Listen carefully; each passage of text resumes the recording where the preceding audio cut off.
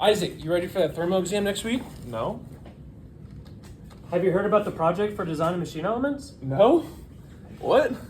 Hey, we got time, man. We're running out of time. What's We need to going get it on? done, dude? Hey, come What's on, happening? Hey, we gotta print our stuff for our project. Dude, oh my god. Want to get away? Then good news, come join us and boldly go to the Lunar Activity Space for the vacation of a lifetime. Come experiencing breathtaking views as well as just awe-inspiring landscape. Worried about crowds? Don't worry, just you and a group of 3 others are going to be the only ones there, and you have the whole place to yourself. All you need to do is hitch a ride on your nearest rocket and watch all your worries go away. Book now, spots are filling fast. The Lunar Activities Base will be sent to the moon on the SLS Block 2 cargo model.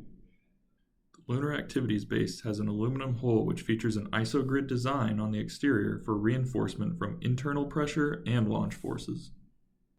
The lab features 4 aluminum legs to keep it level and secure on the moon's surface. The lab also has radiation and thermal protection by using multi-layered insulation and high-density polyethylene. The lab has protection against micrometeorites with multi-layered Whipple shielding to ensure a long lifetime on the moon. We are Team Cosmic Commanders. I'm Daniel Zakshevsky. I'm Brian Sharp. I'm Gerald McGay. I'm Isaac Beeman. I'm Cameron Fassbender. We are designing the lab, and We are NASA Space Grant.